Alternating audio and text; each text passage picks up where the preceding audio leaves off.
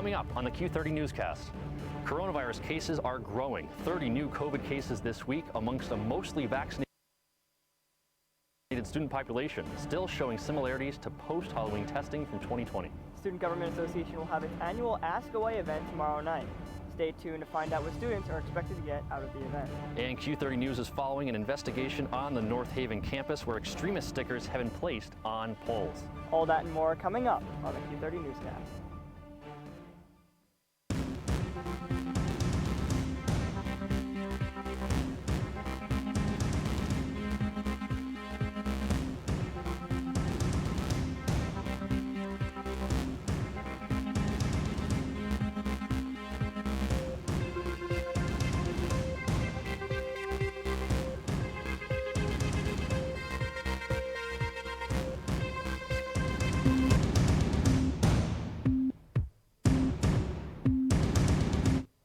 Welcome to the Q30 Newscast. I'm Joe LaGrippo alongside Ross Meglin on the Q30 desk for the second time this year together. We have a ton to update the student body on tonight, and we start with some breaking news.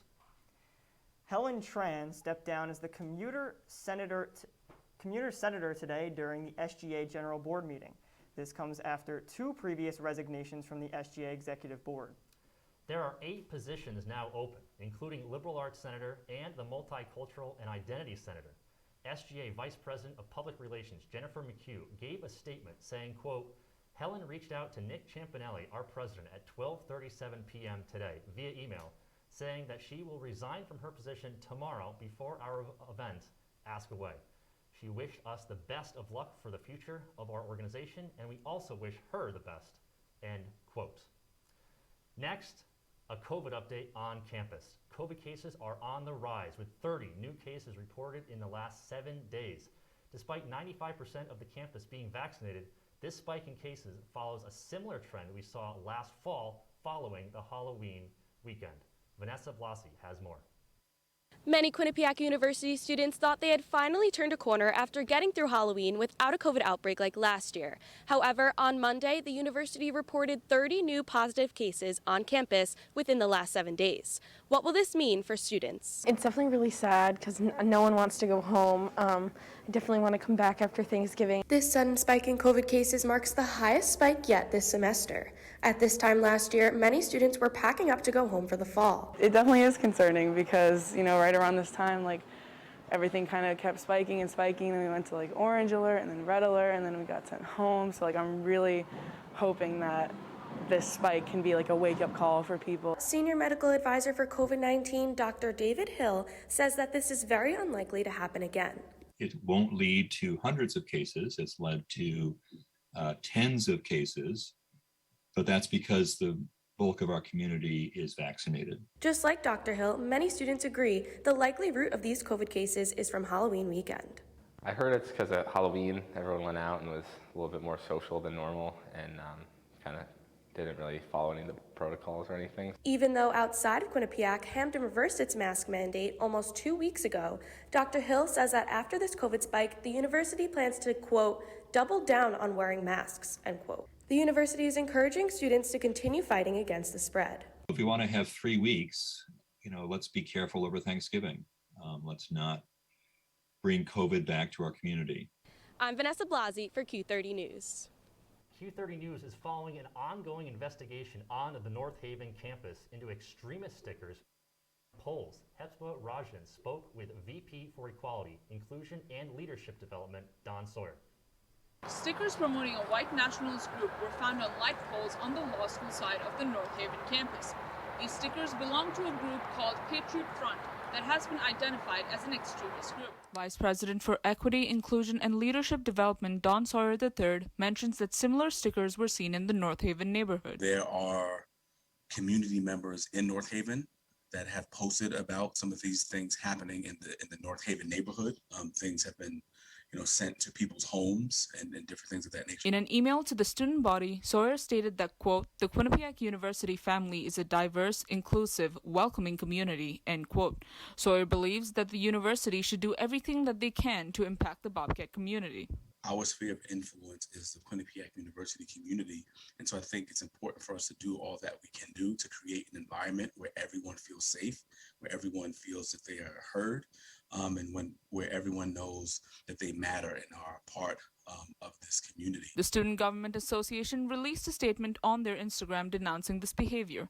Vice President for Public Relations Jennifer McHugh feels the statement was necessary for the same reason. It's something our school should not stand for in any way, shape, or form, which is why we, like as Student Government Association, felt it was beneficial if we put out the statement, just kind of clarifying that, like, especially since we're representing the students, we wanted to make sure that we are not condoning that. Sawyer believes that students can contribute to providing a safe space on campus. It's not just, what the administration can do or what the faculty can do.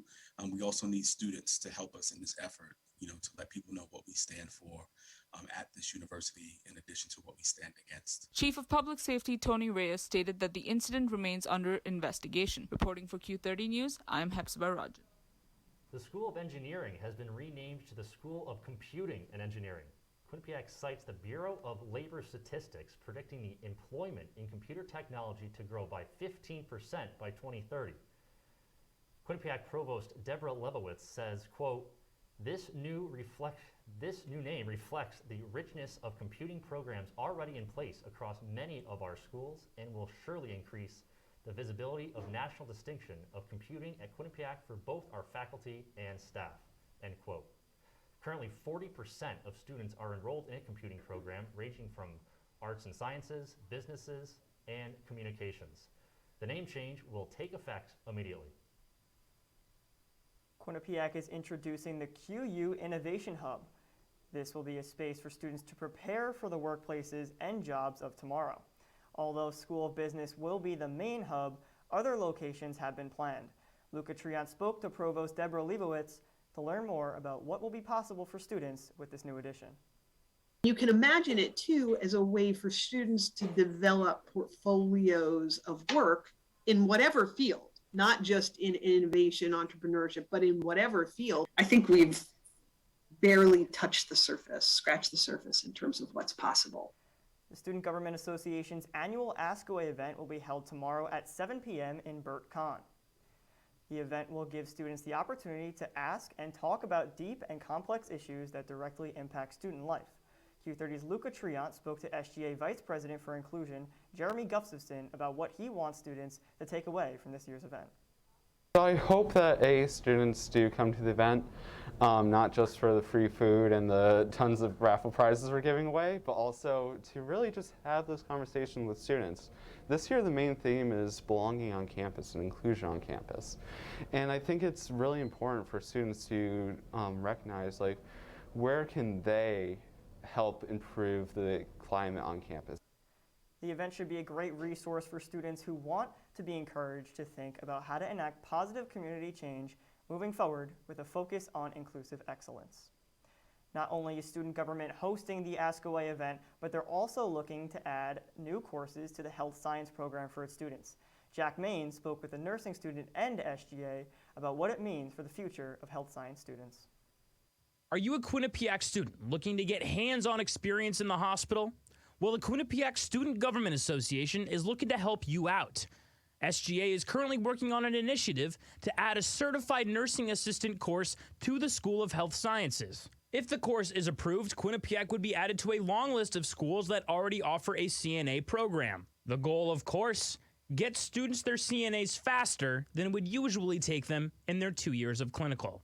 If anything, it would really benefit the health science undergraduate students more than nursing majors, because when nursing majors, after their first semester of junior year, they become CNA certified just from their clinical hours that they have.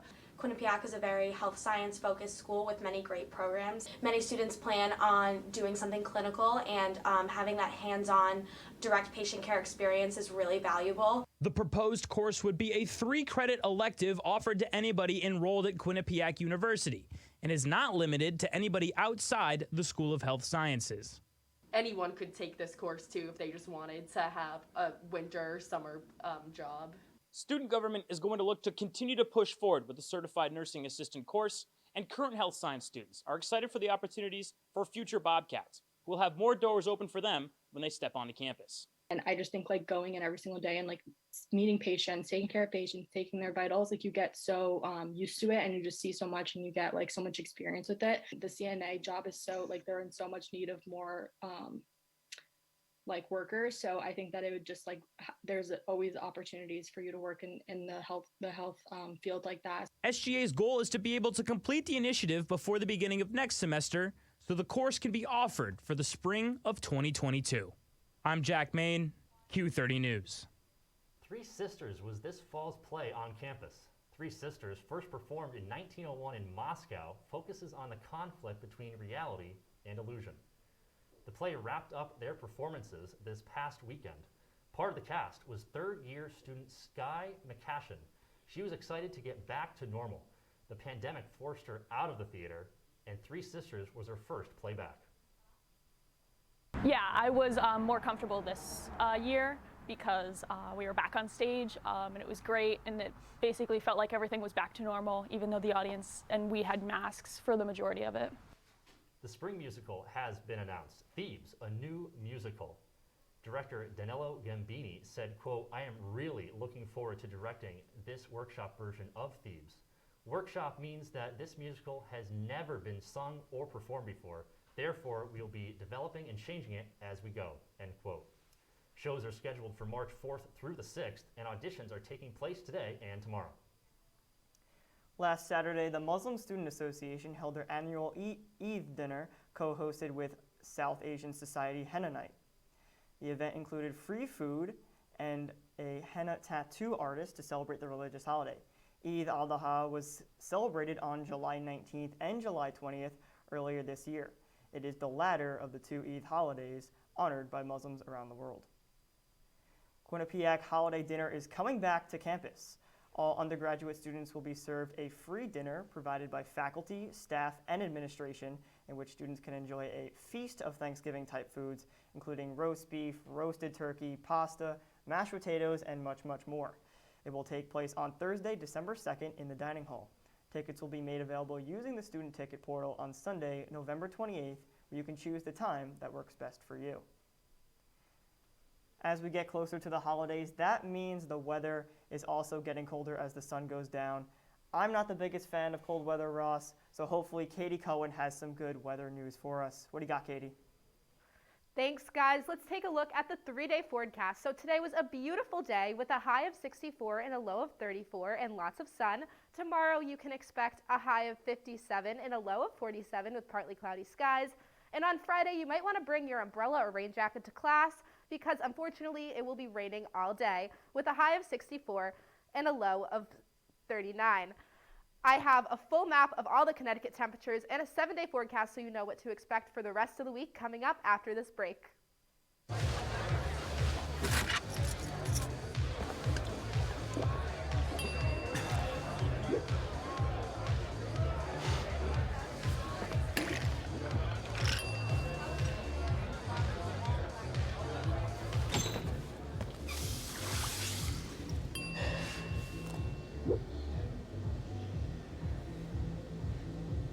If you need to do something to feel okay to drive, you're not okay to drive.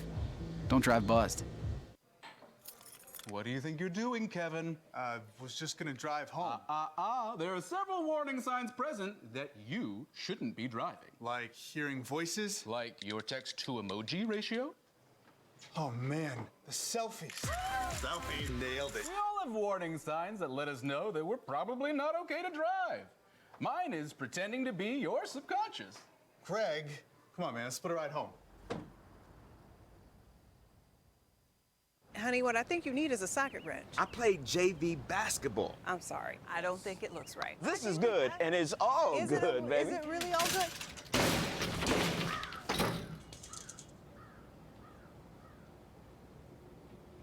If you love me enough to routinely test your handyman skills, not to mention the strength of your marriage, then of course you'll visit nhtsa.gov/therightseat to make sure I'm in the right car seat. I'm gonna call my dad. Welcome back to the Q30 Newscast. On Tuesday, the Indigenous Students Union and various faculty hosted a panel. The panel provided multiple speakers discussing different cultures. Tim Malone was there. I'm here in the piazza, where yesterday, faculty and the Indigenous Student Union hosted the Indigeneity Initiative Teach-In. This is the university's second annual Indigeneity Initiative, designed to share ideas of the various issues surrounding indigeneity and to raise awareness around these topics. One of the sort of main parts of our initiative on campus that we started a little over 2 years ago to try to acknowledge and address the history of our university and how it came to be that we use an indigenous name. The Quinnipiac were the people who inhabited this region 400 years ago. The panel was open for any students to come and watch. There were also periods where the floor was open to anyone who wanted to ask questions or participate in the discussion. And I think it's good that the university is putting together events like this and talking about these issues, because it really shows an interest in and awareness of the issues facing indigenous people today. There was a large variety of topics discussed, some relating to the university and some from around the world. Indigenous understanding and learning is a global thing, so it's not just Native Americans as we traditionally know it, and ISU has been really harboring on the idea that we are a global Indigenous identities organization. So being able to see kind of those different narratives manifest in this teach-in, I think has been really amazing, and I think that it's really important to make sure that we're not just localizing the talks about indigeneity, but realizing there are parallels across the world. Reporting for Q30 News, I'm Tim Malone. Tomorrow is Veterans Day. At 9 a.m., there is the annual flag-raising ceremony. During the flag raising, the bell tower will chime the national anthem. Q30's Vanessa Blasi spoke with Quinnipiac's Director of Veteran and Military Affairs, Jason Burke. He said tomorrow night they will have a dinner for veterans to celebrate their service. So I think it's important to really have a day to think about the sacrifices that veterans have made, time away from their family, time away from the comforts of the United States. And in many places, over the last 20 years being at war. Like always, there's a lot going on in the world of politics. Olivia Cattell is here to give us the rundown. Thanks, guys. The Biden administration is finally able to move through on their infrastructure bill after it was voted in late last week. Although President Biden has not yet signed it into law to make funds available for the various projects, he announced several plans to use those funds in order to ease supply chain issues this past Tuesday.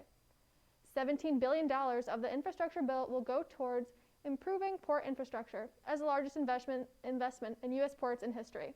Current issues in the supply chain have been attributed to not only the COVID-19 pandemic, but also outdated port infrastructure. President Biden announced 2 imminent plans for solving the issue, including a grant program allowing ports to redirect funds into repair, as well as a pop-up container yard at the Port of Savannah to relieve congestion. Biden announced more grants and funds will be directed towards the nation's ports in the near future. The Biden administration also announced that the Department of Homeland Security will be waiving immigration-related application fees for those departing Afghanistan due to the conflict that erupted there this past August. Afghan evacuees will now be exempt from paying costly application fees, such as those for work permits or lawful permanent residence, forms that can amount to over $1,000. Secretary of Homeland Security Alejandro Mayorkas said in a statement, quote, "We will open doors of opportunity for our Afghan allies and help them begin to rebuild their lives in communities across our country more quickly," end quote. Since August 17th, more than 68,000 Afghans have come to the U.S. because of the conflict. President Biden announced a new set of vaccine rules to take effect on January 4th. Now, leaders of Republican states as well as private business owners are taking to the Supreme Court to challenge the legislation.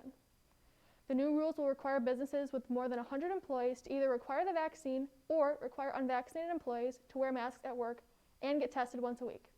This past Saturday, the 5th U.S. Circuit Court of Appeals blocked this legislation due to complaints, and this past Monday, the Department of Justice asked the court to lift the suspension, stating that the concerns, quote, outweigh the harm of stopping a standard that will save thousands of lives and prevent hundreds of thousands of hospitalizations, end quote.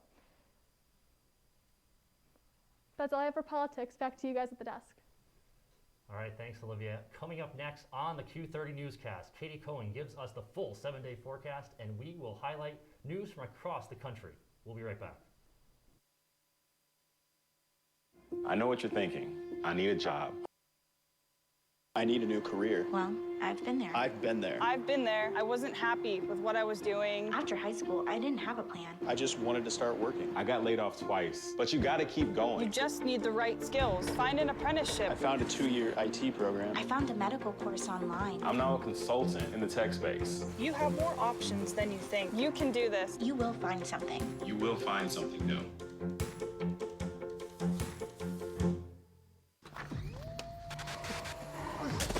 Multiple studies have shown that marijuana can slow both driver reaction and response time, which can be really dangerous. He's here. He's here. Wait. What? I can't drive. Why? My. Oh.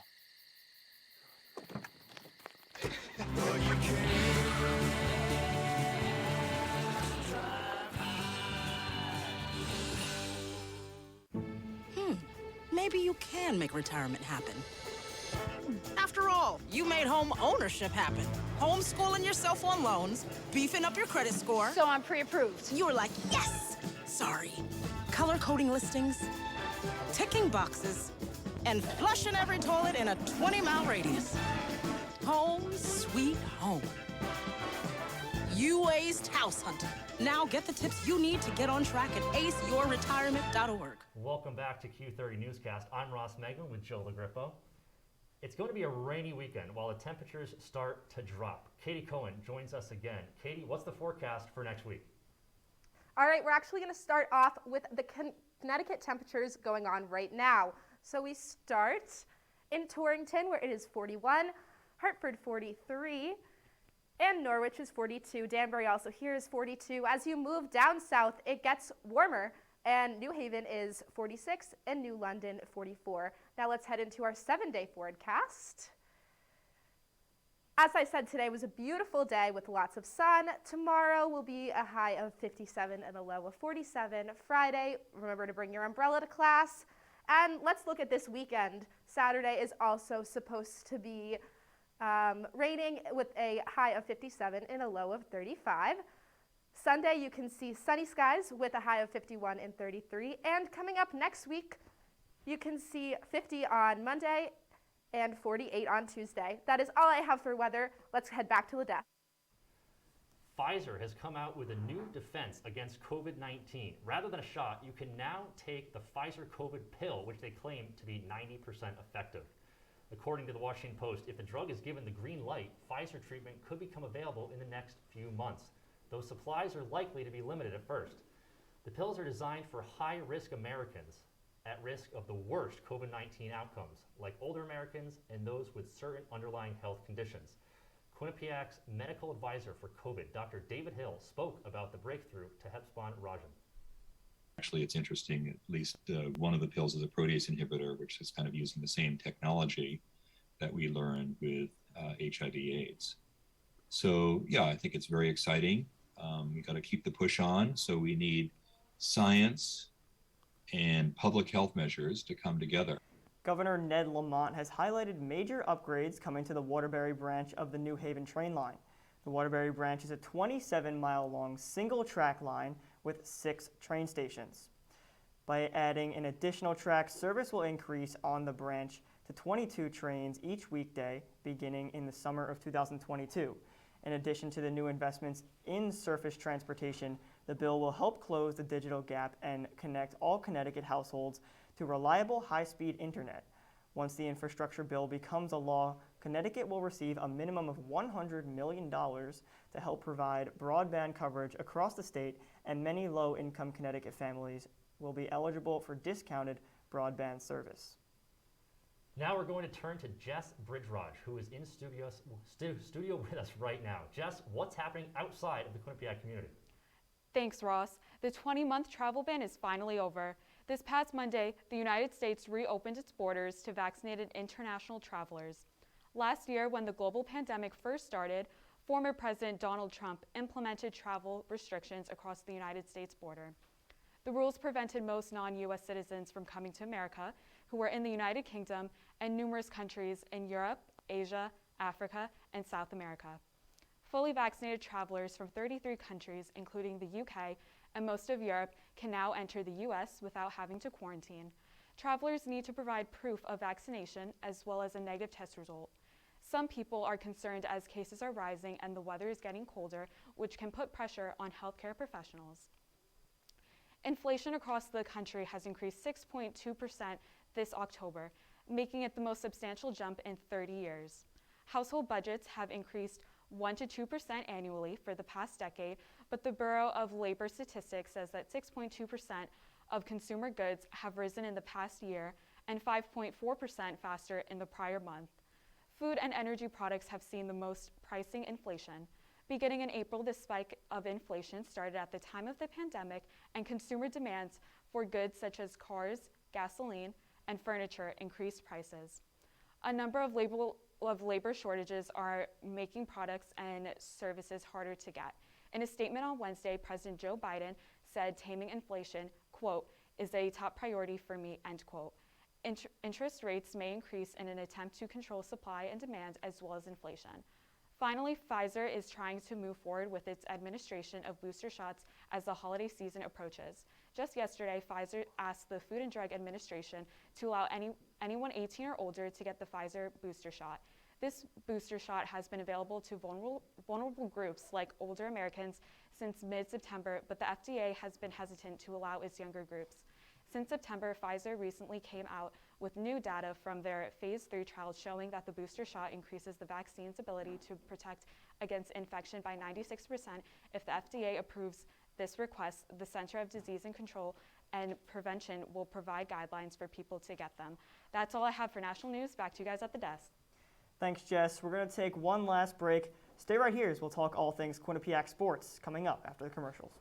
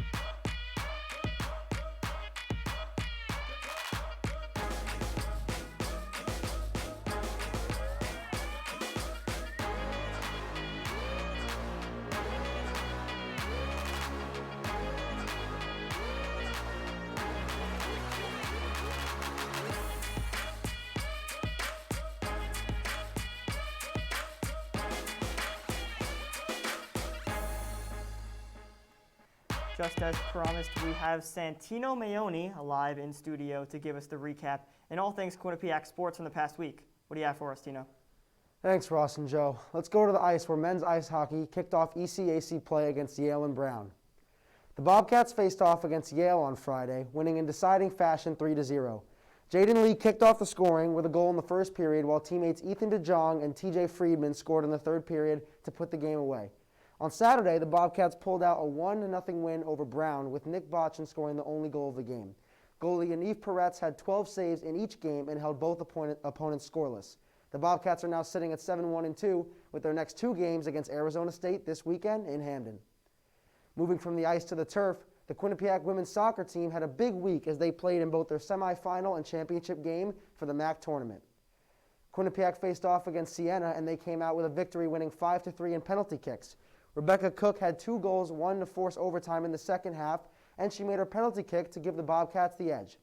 They then moved on to play Monmouth and lost 4-0 in the championship. In the championship game, despite this loss, the Bobcats fought hard as they finished their season with a 13-5-1 record and a 7-3 record in MAC play. Back to you guys at the desk. All right, thanks, Tino. A big weekend in sports, Joe, no doubt, coming up this weekend with basketball and hockey returning. All right, that will do it for this week's newscast. Join us again next week for more Quinnipiac news. Follow Q30 Newscast on Twitter at Q30 News for on-the-go updates. For Joe LaGriffo, I'm Ross Meglin. Thank you for watching. Good night.